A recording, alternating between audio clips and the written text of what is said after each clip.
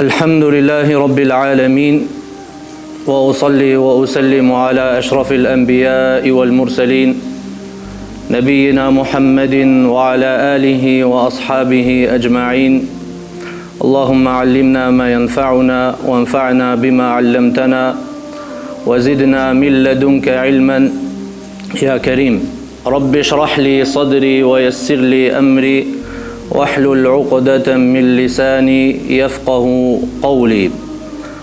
Falenderimet I takojnë Allahu Jalla Jalaluhu ashtu si që meriton ai subhanahu wa ta'ala për të falenderuar dhe ashtu si që falenderoi ai veten e tij në fillim të librit të tij kur tha Alhamdulillahi Rabbil Alamin. Falenderimi takon Allahut Azza wa Jall, Zotit të botrave. Falenderojmë Allahun Azza wa Jall aq sa është numri I krijesave të tij, ku numrin e krijesave të tij nuk e din vetëm se Allahu subhanahu wa ta'ala. Me falenderimin e Allahut Azza wa Jall mirësit, begatit të mira shtohen, ndërsa me mohimin e Allahut Azza wa Jall të mirat paksohen, ndoshta edhe zhduken krejtësisht. Pastaj paqja dhe bekimet e Allahut qofshin mbi të dashurin e Allahut Azza wa Jall dhe të dashurin e zemrave tona, Muhammedin të birin e Abdullahut sallallahu alaihi wasallam, vullën e pejgamberis, atë që Allahu subhanahu wa ta'ala e bëri pishtarin ndriques dhe e bëri modelin dhe yrnek për mbar njerëzimin nëse duan që të jenë prej të shpëtuarve në ditën kur do dalin para Allahu Jalla Jalaluhu wa Jalla Sha'nu. Pastaj paqja dhe bekimet e Allahut qofshin po ashtu mbi familjen e Muhammedit sallallahu alaihi wasallam të pastër, mbi shokët e tij besnik, fisnik dhe trima, dhe mbi të gjithë ata të cilët e pasojnë dhe ndjekin rrugën e tij deri në ditën e fundit të kësaj bote. Të nderuar vëllezër, pas falënderimit të Allahut Azza wa Jall, falenderojmë vëllezërit në krye me hoxhën, të cilët u bërën sebeb që sot të realizohet ky seminar. Seminar të cilin ata e emërtuan Ejani të besojmë një qast. Padyshim vëllezër se imani dhe besimi shtohet në këto mexhlise.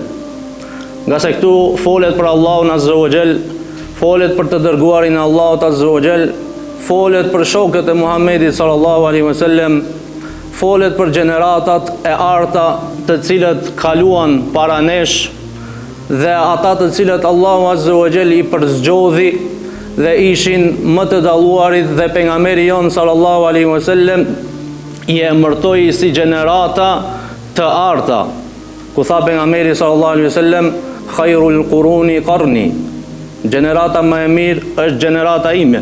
Pastaj tha thumma alladhina yalunahum, pastaj ata të cilët vijnë pas tyre, pastaj ata të cilët vijnë pas tyre. Pra tre gjeneratat e para janë gjeneratat e përzgjedhura prej anës së Allahut Azza wa Jall dhe janë gjeneratat më të mira, për shkak se ata e adhuruan Allahun Azza wa Jall dhe ndoqën sunnetin e Muhammedit sallallahu alaihi wasallam. Andaj si që përmendi edhe hoxha se Muadh ibn Jabali rahimahullahu ta'ala shpesh herë e ulte dikën prej shokëve të pejgamberit sallallahu alaihi wasallam dhe I thonte eja të besojmë një çast. Pra eja ta përkujtojmë Allahun Azza wa Jall dhe të na shtohet besimi dhe imani. Neve sot me lejen e Allahut Azza wa Jall kemi përzgjedhur një temë, e ajo është obligueshmëria e madhërimit të sunnetit të pejgamberit sallallahu alaihi wasallam. Të dashur vëllezër, sunneti apo rruga apo metoda e Muhammedit sallallahu alaihi wasallam është aq e rëndësishme posa është edhe libri I Allahut Azza wa Jall, Kurani. Për shkak se këta janë burime kryesore të fejes bazike, të legjislacionit islam, ku njeriu nuk mund të emërtohet besimtar vetëm se nëse I posedon këto dy elemente dhe I ndjek këto dy elemente bazike në fejen e Allahut Azza wa Jall. Ajo është Kurani dhe është sunneti I Muhammedit sallallahu alaihi wasallam. Për këtë arsye, unë sot në pika të shkurtra do ndalem do t'i trajtoj disa pika me rëndësi. E para, çka do me thonë sunnet në gjuhën arabe dhe po ashtu në terminologjinë e përgjithshme të shariatit dhe terminologjinë e hadithologëve. Dhe po ashtu pastaj do ta trajtojmë rëndësinë e ndjekjes së sunnetit të pejgamberit sallallahu alaihi wasallam. Pika e dytë. E pastaj do të tregojmë për rëndësinë dhe ndjekjen dhe obligoshmërinë e madhërimit të sunnetit, ashtu siç na ka porosit edhe në Kur'an Allahu Azza wa Jall, për shkak të dyshimeve që i hedhin njerëzit që janë sprovuar në zemrat e tyre me pasione dhe janë sprovuar në zemrat e tyre me dyshime. Dhe për këtë arsye do t'i trajtojmë disa pika ku Allahu Azza wa Jall e obligon madhërimin e sunnetit të pejgamberit sallallahu alaihi wasallam pra në librin e Allahut Azza wa Jall në Kur'an. E mos të flasim në hadithet e pejgamberit sallallahu alaihi wasallam, të cilat janë të panumërta, dhe mos të flasim për konsenzusin e dietarëve, të cilat kanë rënë në ujdi dhe në ixhma se ndjekja, pasimi i sunetit të Muhamedit sallallahu alaihi wasallam është obligim. E pastaj disa shembuj nga sahabët se si ata e kanë madhëru sunnetin e pejgamberit sallallahu alaihi wasallam në zemrat e tyre dhe në veprat e tyre. Pastaj çka do me thonë madhërim i sunnetit të pejgamberit sallallahu alaihi wasallam dhe si e madhëruan, disa shembuj se si e madhëruan selefët pra sunnetin e Muhammedit sallallahu alaihi wasallam. Së pari o ju vëllezër, as-sunna në gjuhën arabe do me thonë at-tariqa, pra rrugë, ose mënyrë e adhurimit të Allahut Azza wa Jall, qoftë ajo e sakt apo qoftë ajo e gabuar. Prandaj tha pejgamberi sallallahu alaihi wasallam, la tattabi'anna sanana man kana qablakum shibran bi shibr wa dhira'an bi dhira', hatta law anna ahadahum dakhala juhra dabbin la dakhaltumuh. Thot pejgamberi sallallahu alaihi wasallam, ju do ta ndiqni rrugën e atyre të cilët ishin para jush. Pra kush ishin ata të cilët ishin para nesh? Ishin ehlu kitabit, ishin jahudet dhe ishin krishterët. Thot pejgamberi sallallahu alaihi wasallam, keni për të ndjek ata pëllëmb pas pëllëmbe dhe krah pas krahu, derisa nëse dikush prej tyre futet në vrimën e hardhucës, edhe ju do të pasoni dhe do të futeni në vrimën e hardhucës. Kjo në mënyrë metaforike. Kjo në mënyrë ka për qëllim pejgamberi Allahu sallallahu alaihi wasallam se ju do t'i pasoni ata në çdo gjë, në ngrënje, në veshje, në haje, në pije, e runa zon ndoshta ndonjëri edhe në për festat e tyre apo adhurimet e tyre të ndryshme, ku rrezikohet edhe imani edhe besimi i tij. Gjithashtu prej domethënies së sunnetit, sunna në gjuhë ka për qëllim fillimi i një çështje. Al-ibtida'u fil amr, me e fillu një çështje apo një punë prej fillimit ti i pari, apo ringjallja e saj, pasi që të jetë harruar, e ringjall një vepër, qoftë ajo e mirë apo qoftë ajo e keqe. Prandaj tha pejgamberi sallallahu alaihi wasallam, men sanna fil islami sunnatan hasana, ai i cili e ringjall në islam një sunet të mirë, e ka shpërblimin e asaj vepre dhe të gjithë do ta ketë shpërblimin e të gjithë atyre të cilët do ta pasojnë atë, pa ju mangësuar edhe këtij të parit të cilin e ka filluar këtë vepër të mirë, po ashtu edhe veprën e keqe. Ndërsa sa i përket sunetit, se çka do me thonë në terminologjinë e përgjithshme në shariat, pra siç ka ardhur në transmetimet e hadithit të pejgamberit sallallahu alaihi wasallam, apo sahabëve, apo tabiinëve, ajo i përfshin edhe dispozitat bazike të besimit, po i përfshin edhe veprat vullnetare dhe të lejuara.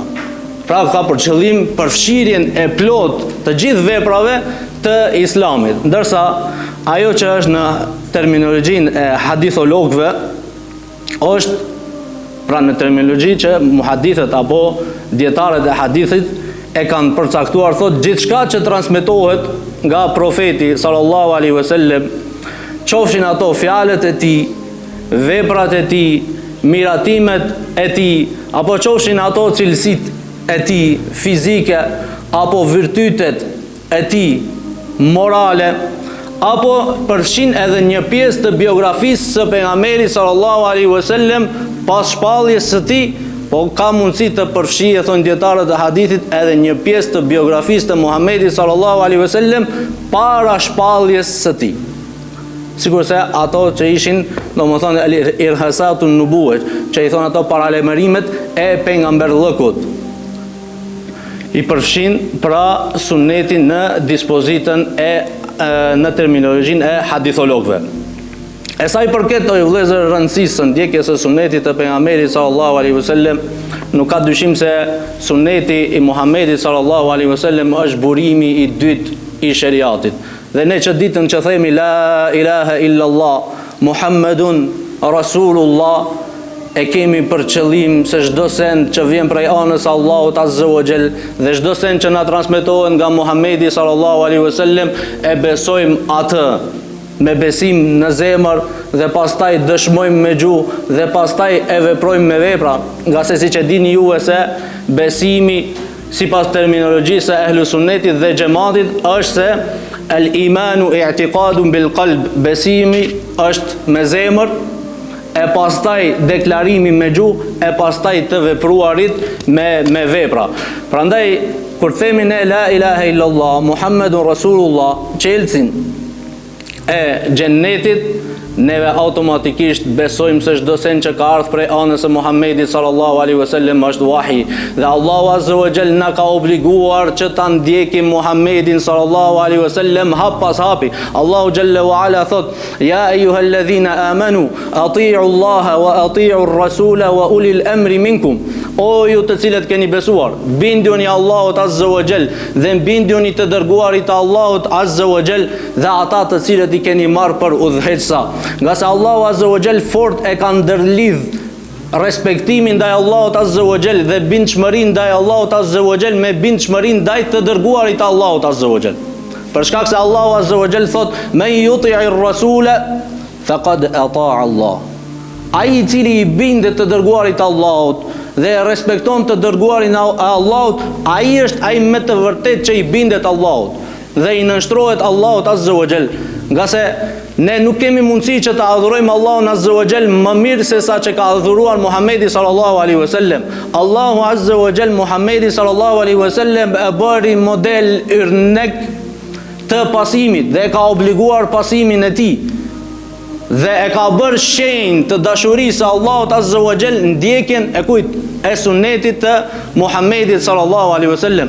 Për këtë arsye tha pejgamberi sallallahu alaihi wasallam: taraktu fikum amrayn ithnayn ma in tamassaktum bihima lan tadillu abada. Kam lënë në mesin tuaj dy gjëra që nëse ju kapeni fort për të, asnjëherë nuk do të shkoni në humbje, asnjëherë nuk do të përfundoni në humner. Dhe pejgamberi sallallahu alaihi wasallam për këtë kohë sprovash dhe fitnesh ku për dinin e Allahut azza wa jall do të flasë edhe i dituri edhe i padituri, në këtë kohë kur do të shtohen dyshimet e shumta dhe do të shtohen pasionet dhe njerëzit e pasioneve dhe dyshimeve do të shpërndajnë dyshime të ndryshme rreth saktësisë dhe vërtetësisë të sunetit të Muhamedit sallallahu alaihi wasallam. Për të gjitha këto na ka informu pejgamberi jon sallallahu alaihi wasallam para 1446 vite apo 47 vite. Prandaj tha pejgamberi sallallahu alaihi wasallam me një hadith, thot: inna Allaha zawali al-ardha, thot Allahu ma afroi mua tokën dhe e pash prej lindjes në perëndim se çka do të ndodh. Mes tjerash rreth këtij hadithi tha pejgamberi sallallahu alaihi wasallam më poshtë, tha: kam frikë, më shumë që friksohem për ummetin tim është prej atyre hoxhallarëve e imme mudillun, hoxhallar të cilët i thirrin njerëzit për në humbje, do t'i çojnë njerëzit për në humbje. Pastaj tha pejgamberi sallallahu alaihi wasallam: kur në mesin e ummetit tim të shpërndahet lufta dhe vrasjet, pra shpata do të vendoset te ata, ajo nuk do të ngritet deri në ditën e gjykimit.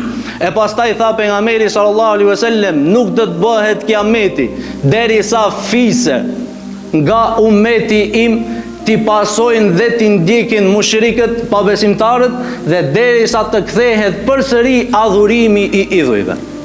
Kështu tha pejgamberi sallallahu alaihi wasallam. Mirë, po në fund përgëzoi pejgamberi sallallahu alaihi wasallam. Pra ata të cilët do të kapen për sunetit të pejgamberit sallallahu alaihi wasallam, tha, do të vazhdojë një grup nga ummeti im në të vërtetën, do të qëndrojnë stoik, besnik ndaj të vërtetës, nuk do t'i dëmtoj ata asgjë nga ata të cilët i tradhtojnë ata, apo ata të cilët përpiqen t'ju bëjnë ndonjë dëm atyre. E këto njerëz vllazni janë ata të cilët kapen fort pas sunetit të Muhamedit sallallahu alaihi wasallam, ashtu siç na mësoi pejgamberi sallallahu alaihi wasallam me u kap fort pas sunetit të tij me dhëmball. Prandaj në hadithin që e transmeton Irbad ibn Sariya radhiyallahu ta'ala anhu,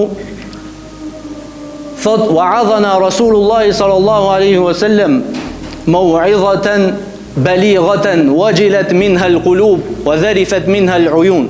Tha pejgamberi sallallahu alaihi wasallam na këshilloi një ditë me një këshill madhështore, prej të cilës u drodhën zemrat tona dhe lotuan syt ton. Dhe shokët e Muhamedit sallallahu alaihi wasallam i thanë, ja Rasulullah, ka'annaha maw'izatu muwaddi'in. Ja Rasulullah, kjo porosi, ky mesazh, kjo këshill të cilën po na jep ti, këtë wasijet të cilën po na lën, ai përngjan këshillës së atij i cili e lën testamentin e fundit, pra e jep lamtumirën e fundit. Andaj tha, ja Rasulullah, ausina, na lën diçka porosi, na lën diçka amanet. Atëherë tha pejgamberi sallallahu alaihi wasallam, usikum bi taqwallahi was-sam'i wat-ta'a. Tha, ju këshilloj me devotshmëri, që ta keni frikë Allahun azza wa jall. Taqwallah, çfarë do të thonë vllazni devotshmëri? An taj'ala bainaka wa baina 'adhabillahi wiqayatan. Me vendos mes teje dhe dënimit të Allahut mburoj. E cila është mburoja? Mburoja është zbatimi i urdhrave të Allahut dhe ndalimi nga ndalesa që Allahu azza wa jall ka ndaluar. Allahu azza wa jall nuk e ka bërë këtë fe të vështirë. Allahu azza wa jall këtë fe e ka bërë të lehtë. Inna hadha ad-din yusrun. Thot pejgamberi sallallahu alaihi wasallam, me të vërtetë kjo fe është e lehtë. Andaj nuk do të përpiqet dikush që ta vështirësojë fejen më shumë se sa Allahu azza wa jall ka obligu, dhe më shumë se sa Muhamedi sallallahu alaihi wasallam na ka mësu, vetëm se feja ka për ta mund atë. Pastaj fjalët të cilët ky i shqipton, ata të cilët ky e ka ekstremizu fejen dhe ka kalu jashta kufive të asaj që i ka vendosur Allahu azza wa jall dhe Muhamedi sallallahu alaihi wasallam, atëherë do ta sheh se ky nuk mundet i përmbahet asaj të cilës ka thënë më herët. Për shkak se Allahu azza wa jall ja shpalos dhe ja tregon se unë jam ai që vendosi për fejen time. Unë jam ai që vendos për sunnetin e Muhamedit sallallahu alaihi wasallam. Pra Allahu azza wa jall dhe Muhamedi sallallahu alaihi wasallam i pason urdhrat e Allahut. Wa ma yantiqu anil hawa. Allahu thot për Muhamedit sallallahu alaihi wasallam, ai nuk flet nga hamendja e tij. In huwa illa wahyun yuha. Me të vërtetë Muhamedi sallallahu alaihi wasallam çka do të flet është shpallje prej anës Allahut azza wa jall që i shpallet atij. Prandaj pejgamberi sallallahu alaihi wasallam tha në hadithin e Irbad ibn Sariya, tha, kapuni fort. Tha, aleikum bi taqwallah, usikum bi taqwallah, ju këshilloj që të keni frikë Allahun me devotshmëri. Pastaj të jeni të dëgjueshëm ndaj udhëheqësave të cilët ju i merrni për udhëheqësa. Pastaj tha pejgamberi sallallahu alaihi wasallam, fa innahu man ya'ish minkum fa sayara ikhtilafan kathira. Nga sa ai i cili ka për të jetuar, pra Allahu azza wa jall ka për t'i dhënë një jetë të gjatë, pas me ka për të pa gjëra të çuditura, ka për të pa shumë përçarje në mesin e muslimanëve. Prandaj tha pejgamberi sallallahu alaihi wasallam, se taftariqu ummati ala 73 firqatin kulluha fi an-nar. Tha pejgamberi sallallahu alaihi wasallam, ummeti im do të ndahet në 73 grupe. Kulluha fi an-nar. Të gjitha do të jenë në zjarrin e xhenemit përveç se një. Ajo në të cilën jam unë sot thot pejgamberi sallallahu alaihi wasallam, dhe shokët e mi. Çka ka për qëllim vëllezër? A janë 73 apo janë më shumë se 73 grupa tash? Janë më shumë se 73 grupa. Nëse i numërojmë grupat e vogla, janë më shumë se 73. Mirë po pejgamberi jon sallallahu alaihi wasallam ka për qëllim me 73 grupe, pra grupe të cilat do të kenë pasues të shumë dhe do t'i pasojnë ata. Kulluha finnar. Të gjitha do të jenë në zjarrin e xhenemit.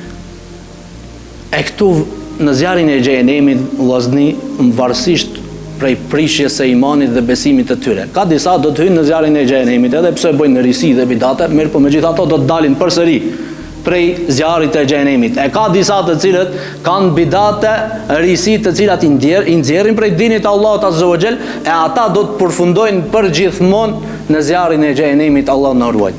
Prandaj tha pejgamberi sallallahu alaihi wasallam, kur do vijë kjo kohë, ku feja e Allahut azza wa xal do të flasin ar-ruwaybida. Do të flasin njerëz të ulët që nuk kanë dituri, i të flasin për çështje madhështore. Atëherë tha pejgamberi sallallahu alaihi wasallam, tha kapuni për sunetit tim dhe sunetit të 4 halifeve të drejt pas meje. Kush janë ato? Abu Bekri, Omeri, Uthmani dhe Aliu radhiyallahu ta'ala anhu. Addu alaiha bin nawajid. Tha pejgamberi sallallahu alaihi wasallam, kapuni fort për sunetit tim me dhëmball. Pse me dhëmbët e parë jo? Se dhëmbin e parë pak ta tërheqësh, ta kthyen dhe del. Kurse dhëmbët e fundit, dhëmballët janë të forta dhe nuk dalin dhe nuk nxirren kollaj. E kështu na tregon pejgamberi sallallahu alaihi wasallam se si duhet kapim ne pas udhëzimit të tij, pas sunetit të tij, nga se ajo është peshorja e imanit të vërtet të besimtarit. Ndjekja e sunetit të Muhamedit sallallahu alaihi wasallam. Dhe tha pejgamberi sallallahu alaihi wasallam pastaj, iyakum wa muhdathatil umur. Keni kujdes nga gjërat e shpikura, nga risit në fe, nga se çdo shpikje çon në humbje. E humb rrugën e vërtet. Për shkak se atë që pejgamberi sallallahu alaihi wasallam nuk e ka bë, edhe ne nuk duhet ta bëjmë. Se ne nuk mundemi me adhuru Allahun më mirë se sa pejgamberi. Ne nuk e njohim më mirë Allahun dhe nuk e dim se çka don Allahu për neve më mirë se çka dit pejgamberi jon sallallahu alaihi wasallam. E Allahu e vëllezër e ka plotsuar këtë fe dhe nuk ka lënë hapësirë për futje në këtë fe. Nuk ka lënë hapësirë për futje në këtë fe. Nëse Allahu thot al-yawma akmaltu lakum dinakum wa atmamtu alaykum ni'mati wa raditu lakum al-islam dinan. Thot Allahu azza wa jall, sot u aplocova fen time dhe begatit e mia ndaj jush dhe jam i kënaqur që Islami të jetë feja juaj. Për këtë arsye kjo fe është kompletuar. Prandaj thonte Imam Malik rahimahullahu taala se ajo që nuk ka qenë fe në kohën e shokëve të Muhamedit sallallahu alaihi wasallam, nuk ka qenë pjesë e besimit, nuk ka qenë pjesë e sunetit në kohën e Muhamedit sallallahu alaihi wasallam, nuk mund të jetë edhe sot pjesë e fesë dhe pjesë e besimit. Po ashtu thonte Imam Malik rahimahullahu taala se nuk mund të përmirësohet fundi i këtij ummeti, pra gjeneratat e fundit të këtij ummeti, vetëm se me atë çka është përmirësuar gjendja e fillimit të këtij ummeti. E ne do t'i shohim shembuj se si shokët e Muhamedit sallallahu alaihi wasallam sa rëndësi i kanë dhënë sunetit të pejgamberit sallallahu alaihi wasallam, derisa nëse ndokush prej tyre e ka kundërshtuar fjalën e Muhamedit sallallahu alaihi wasallam me ndonjë fjalë, e kanë bojkotuar, ndoshta deri në përfundim të jetës nuk kanë folur fare me të. Kjo për ta bërë të qartë madhërimin e sunetit në zemrat e shokëve të dërguarit Allahut azza wa jall. Dhe nuk ka nevojë kjo fe vllazni për diçka të re. Pse? Abu Dharri radhiyallahu ta'ala anhu din çka thot? Thot Abu Dharri radhiyallahu ta'ala anhu, tarakana Rasulullah sallallahu alaihi wasallam, wa ma min ta'irin yatiru bi janahihi fi as-sama illa wa yadhkuru lana minhu ilma. Thot ka ndruar jetë pejgamberi sallallahu alaihi wasallam, na ka lënë neve pas dhe nuk ka ndonjë zog apo ndonjë shpend që fluturon me flatrat e tij në qiell, vetëm se pejgamberi jon sallallahu alaihi wasallam na ka përmendur, na ka informuar, na ka dhënë dituri rreth saj. Për këtë arsye kur e pyeti Salman al-Farisi radhiyallahu ta'ala anhu një njeri dhe i tha: A çdo gjë ju ka mësuar juve pejgamberi juaj sallallahu alaihi wasallam, derisa edhe si ti kryeni nevojat e juaja fiziologjike? Tha po, e gjel. Tha po, pejgamberi jon na ka informuar çdo gjë derisa edhe si ti kryejm nevojat tona fiziologjike, dhe tha na ka ndaluar pejgamberi jon sallallahu alaihi wasallam që gjatë kryerjes së nevojave tona fiziologjike të drejtohemi drejt kibles. Dhe na ka ndaluar pejgamberi jon sallallahu alaihi wasallam që pas kryerjes së nevojave fiziologjike pastrimin ta bëjmë pastaj me dorën e djathtë. Pra çdo gjë jemi të informuar. E pse ne atëherë kemi nevojë për modele të huaja, vëllezër? Atëherë pse kemi nevojë model për sunetin e dikujt tjetër? Pse kemi nevojë atëherë ne për të marrë idetë, logjikën, mendimet, analogjit e dikujt tjetër?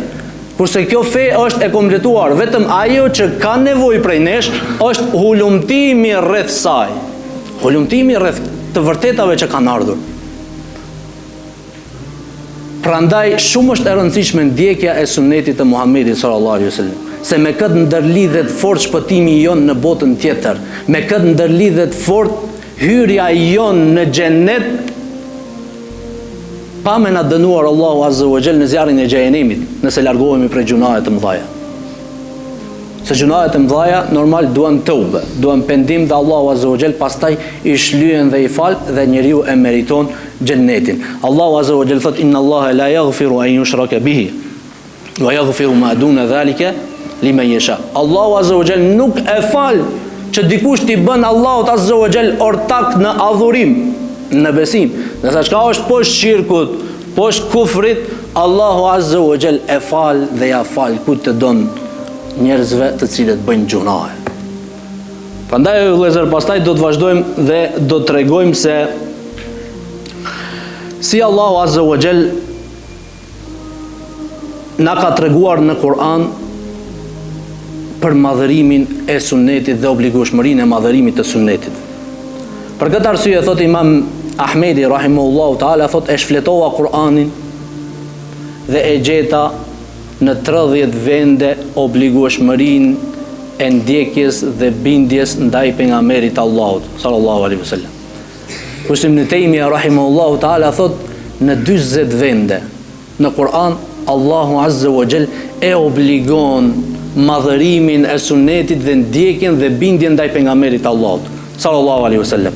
E para, ajetet që obligojnë besimin ndaj tij dhe vërtetësinë e shpalljes.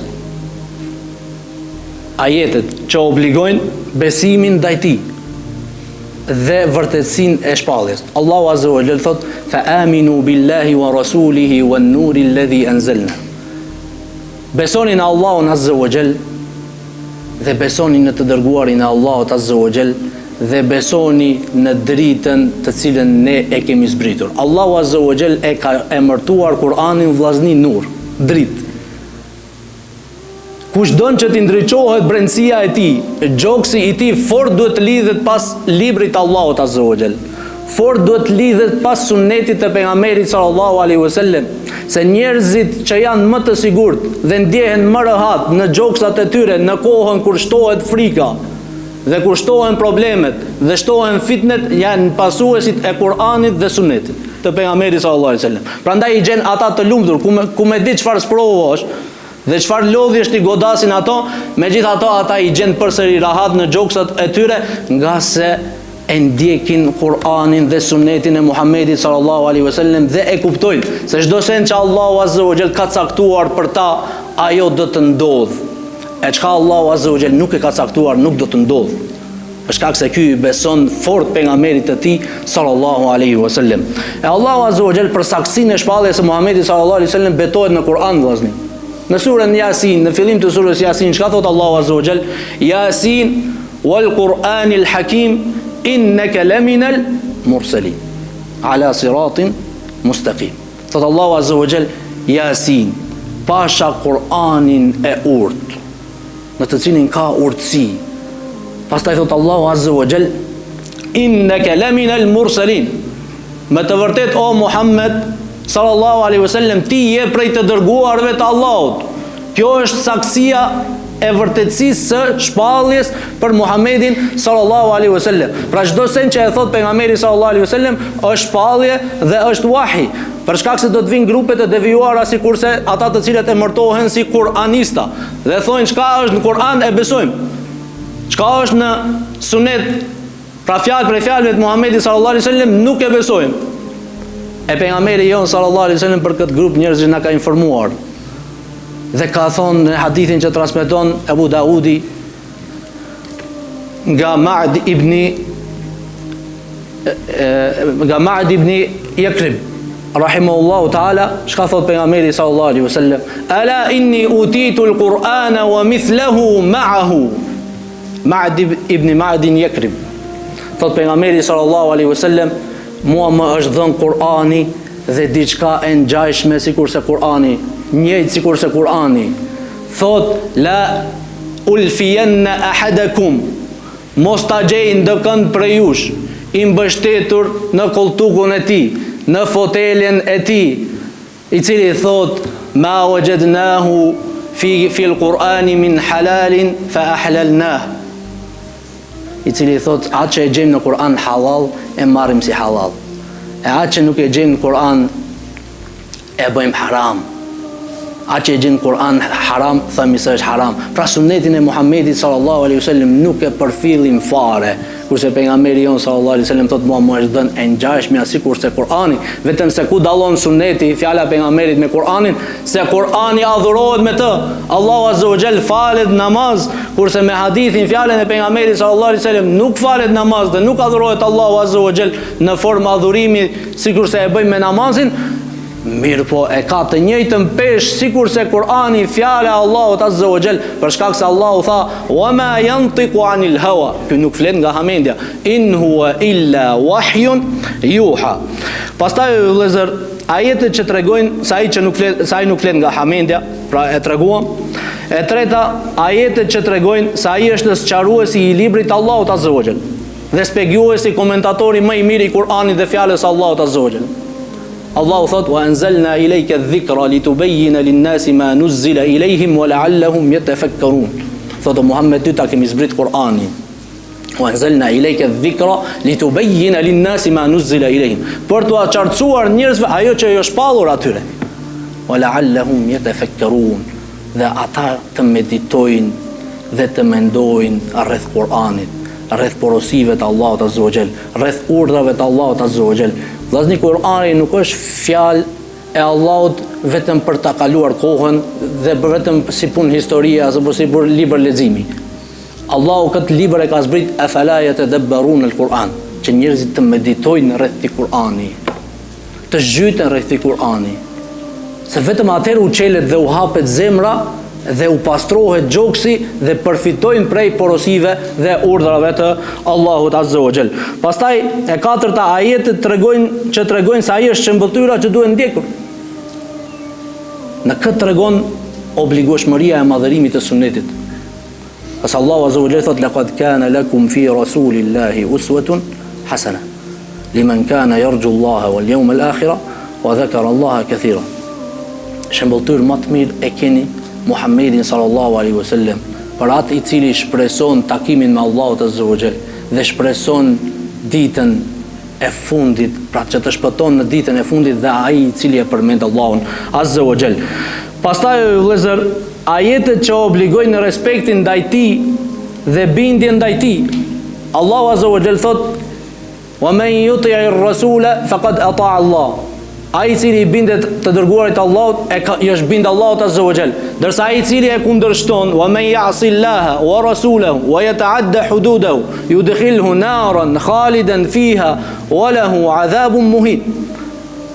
Thot ata të cilët e kundërshtojnë Allahun dhe e kundërshtojnë të dërguarin e Allahut, wa yata'adda hududahu, dhe i tejkalojnë kufit, normat e dispozitave të Allahut azza wa jall, yudkhilhu naran, Allahu azza wa jall ka për ta futur në xhehenem, thot khalidan fiha, për gjithmonë në të, wa lahu 'adhabun muhin.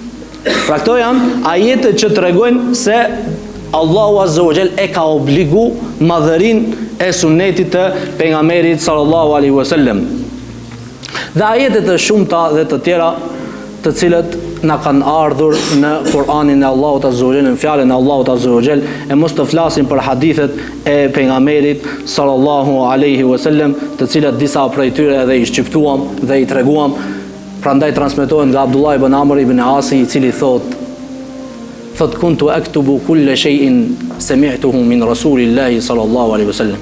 Abdullah ibn Amr ibn Asi vëllezër ishte për njerëzve që dinin, një për njerëzve që dinin më shumë të hadithe për pejgamberin sallallahu alaihi wasallam përveç Abu Hurairës. Se Abu Huraira vet e tregon dhe thot se nuk ishte njeri më të ditur në hadithin e pejgamberit sallallahu alaihi wasallam se Abdullah ibn Amr ibn Asi thot. Mirë po thot, a unë mbaja mend ndërsa ai shkruante. Abdullah ibn Amr ibn Asi edhe i shkruante hadithet e pejgamberit sallallahu alaihi wasallam. Prandaj thot çdo sen që dëgjoja pe pejgamberin sallallahu alaihi wasallam e shkruaj. Derisa më ndaluan një ditë shokët e Muhamedit sallallahu alaihi wasallam dhe më thanë: "Ti çdo gjë nga pejgamberi i Allahut e shkruan?" Kurse pejgamberi i Allahut është njeriu sikurse ne. Ndonjëherë hidhrohet, e flet diçka, ndonjëherë është në gëzim, e flet diçka. Se thot u ndalova. Shkova te pejgamberi sallallahu alaihi wasallam dhe ja tregova çështjen time. Atëherë pejgamberi sallallahu alaihi wasallam ai dini çka tha vllazni? Uktub. Shkruaj o Abdullah. Fa walladhi nafsi bi yadi. Pasha atë në të cilin shpirti im është në dorën e tij. Ma yakhruju minhu illa haqq. Nuk del prej kësaj gjuhe, nuk del prej kësaj goje, vetëm se ajo që është e vërteta. Çdo sen që ka thonë pejgamberi sallallahu alaihi wasallam është e vërtetë dhe është shpallje prej anës Allahut azza wa jall. Pastaj vëllezër, pika tjetër, çka do të thonë madhërimi i sunnetit. Madhërimi i sunnetit do thonë në nshtrimi ndaj saj, dorëzimi i plot dhe pranimi i çdo gjëje që ka ardhur nga pejgamberi i Allahut dhe mos ta kundërshtoj atë me logjik apo analogji apo mos ta kundërshtoj atë pa argumente sheriatike dhe mos kundërshtimi i pejgamberit sallallahu alaihi wasallam për politika dhe interesat të tyre. Pastaj e dyta, mos ta kundërshtoj ndonjë argument të vërtetuar sheriatikisht duke thënë se ky nuk vlen për argument, për X arsye. Dhe mos mendoj se ai argument ka nevojë për plotësim dhe është i mangët, ose po se ndonjë tjetër argument është më parsor se ai. Kjo do të thotë madhërimi i sunetit të pejgamberit sallallahu alaihi wasallam. Dhe e treta, të mos gjej thot asnjë rrugë për të kundërshtuar tekstin hyjnor, pra shpalljen, në asnjë mënyrë, as në brendsinë e tij, as me gjuhë, as me vepra dhe në asnjë gjendje të tij. Përkundrazi, nëse ndjen brenda vetes diçka që bie ndesh me tekstin, ta kundërshtoj atë, ta konsideroj atë si kundërshtimin e dikujt që i afrohet imoralitetit, pirjes së alkoolit apo vrasjes së njeriu. Madje thot, ky kundërshtim, pra kundërshtimi i sunetit pejgamberit sallallahu alaihi wasallam, është edhe më i madh tek Allahu azza wa jall se sa këto vepra. Se sa vrasja, se sa mbytyja, se sa pirja e alkoolit. Se kur e kundërshton njeriu sunetin e Muhamedit sallallahu alaihi wasallam, e ka kundërshtuar Allahun azza wa jall. Për këtë arsye ai që pin alkool bën gjuna, ai që libon armëritet bën gjuna, nëse pendohet Allahu azza wa jall, ja fal. Ama kundërshtimi i sunetit është më i rrezikshëm se sa gjunahet e mëdha që njeriu i bën. Për këtë arsye bidati është më i dashur te iblisi se sa gjunahu. Risia është më e dashur te iblisi se sa gjunahu. Se njeriu kur bën në risi bidat, nuk e ndjek sunetin e Muhamedit sallallahu alaihi wasallam, mendon se bën sevap dhe afrohet Allahu azza wa jall dhe nuk pendohet për të. Ama kur bën gjuna, besimtari e din se bën gjuna dhe ndjen keqardhje për to. Dhe nëse pendohet, Allahu azza wa jall ja fal dhe ja shlyen dhe mbetet në suazat dhe kornizat e ehlus sunnetit dhe xhamatit. Prandaj thot, ajo është një rrugë, kundërshtimi i sunetit është një rrugë që çon drejt hipokrizisë, drejt munafiqllëkut. Dhe pikërisht për këtë u friksuan të mëdhenjt, pra dietarët dhe imamët për veten e tyre. E pastaj disa shembuj shkurt se si e madhronin selefët sunetin e Muhamedit sallallahu alaihi wasallam, se çfarë vlerë kishte suneti i tyre, suneti i pejgamberit sallallahu alaihi wasallam në zemrat e tyre. Thot, e para, ata e madhronin sunetin e pejgamberit sallallahu alaihi wasallam duke ju nënshtruar urdhrit dhe duke e pasuar atë. Duke ju nënshtruar urdhrit të pejgamberit sallallahu alaihi wasallam dhe duke e pasur atë më njëherë. Shembull kur pejgamberi sallallahu alaihi wasallam i urdhëroi për hijret prej Mekës në Medinë. Apo shembull kur u ndrrua kibla, se si shokët e Muhamedit sallallahu alaihi wasallam shpejtuan dhe u kthyen më njëherë drejt Çabës. Apo kur erdhi ndalesa e alkoolit. Bile shokët e pejgamberit sallallahu alaihi wasallam disa prej tyre ende ishin duke pirë alkool kur erdhi ndalesa e alkoolit. E kur e informuan, e lanë me njëherë dhe dolën dhe i thyen të gjitha ato enët të cilët i kishin mbush me alkool, derisa transmetohet se rrugët e Medinës rrjedhte alkooli sikur se lum. Pra atë shumë piheshte alkooli. Megjithatë, kur erdhi urdhja e Allahut dhe ndalesa prej pejgamberit sallallahu alaihi wasallam, ata ju bindën me njëherë dhe nuk thanë të shohim. Ne e kemi moto vllazni semi'na wa ata'na. Dëgjuam dhe respektuam. Për këtë arsye që transmeton Imam Muslimi në hadithin që transmeton Abu Huraira, kur Allahu azza wa jalla tha in tubdu ma fi anfusikum aw tukhfuhu yuhasibukum bihi Allah. Nëse ju e shfaqni atë që keni në zemrat e juaja, apo e mbani fsheh në zemrat e juaja, Allahu ka për t'ju marrë në llogari. Shokët e pejgamberit sallallahu alaihi wasallam shkuan te pejgamberi sallallahu alaihi wasallam dhe i thanë: "Ja Rasulullah, ne tu bindem ja Rasulullah, unë nënshtruam për namaz, për sadaka, për agjerim, e kështu me radhë vepra tjera të islamit. Mirë po ja Rasulullah, zbriti një ajet që ne la nutiquha, nuk kemi mundësi me e mbajt këtë." Tha pejgamberi sallallahu alaihi wasallam: "A doni të thoni ju, sikur sa atyre të cilët ishte dhënë libri para nesh, të cilët thanë semi'na wa asajna, dëgjuam dhe kundërshtuam? Tha thuani semi'na wa ata'na ghufranaka rabbana wa ilayka al-masir." Thuani dëgjuam dhe respektuam, faljen tënde o Zot e kërkojmë dhe me të vërtet të ty do tjetë kthimi. E atëherë Allahu azza wa jall pasi e thanë këtë fjalë të gjithë, Allahu azza wa jall e zbriti lehtësimin dhe tha: "La yukallifu Allahu nafsan illa wus'aha." Allahu nuk e ngarkon një njeri, një nefs përveç se aq sa ka mundësi ta bëj. Dhe thanë: "Rabbana la tu'akhidhna in nasina o akhtana." Tha në Zoti jon, mos na merr për të madhe nëse ne gabojmë apo harrojmë. Rabbana wala tahmil alejna isran kama hamaltahu ala alladhina min qablina. O Zoti jon, mos na ngarko neve me barë, peshë të rënd, qoftë ajo pe barrave të dunjas apo barrës së ahiretit në ditën e fundit, për të cilën ne nuk kemi mundësi ta mbajmë. Rabbana wala tuhammilna ma la taqata lana bi. O Zot, mos na ngarko përveç sa se kemi mundësi që të bajmë. Wa'fu anna waghfir lana warhamna anta maulana fansurna ala alqawmi alkafirin. O Zot jon, na fal. O Zot jon, na shlyej gjunat, na mëshiro o Zot jon. Anta maulana, ti je zotriu jon. Fansurna ala alqawmi alkafirin. Na ndihmo kundër popullit jo besimtar. Allahu azza wa jalla në të gjithat këto lutjet e dini si u përgjigj vllazni, tha naam, naam, naam. Tha po.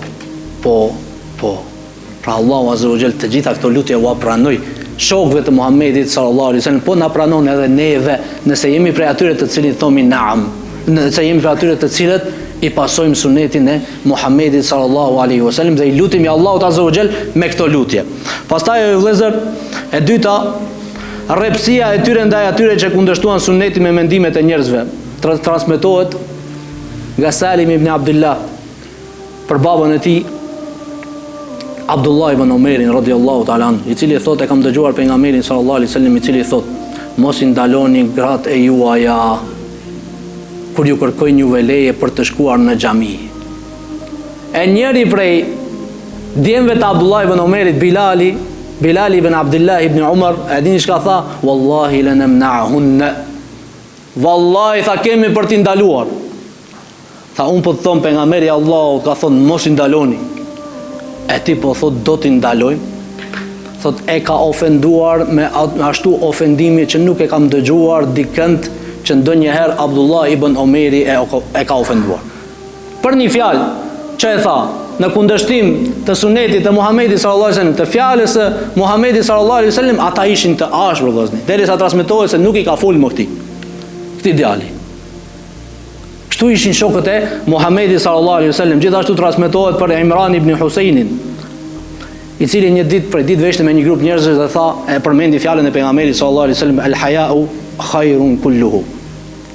El haya'u kulluhu khair. Pejgamberi sallallahu alaihi wasallam ka thënë turpi është krejt i mirë. E Bashir ibn Ka'b, njëri i cili ishte prezant, tha, neve tha e gjejmë tha në librat apo e gjejmë në urtësi se në turp thot ka urtësi, ka qetësi, ka dignitet, po ka edhe dobësi. U hidhrua thot Imran ibn Husaini dera syt ju skuqen. Dhe tha, unë po të them pejgamberi Allahut ka thonë, turpi është krejt i mirë, ti po më thon po gjet në urtësi në libra po e lexon. Thot vazhdoi ta përsërisë Imran ibn Husaini derisa i tha, o Imran, wallahi nuk e ka pas për qëllim të keq, ky është prej nesh, musliman është.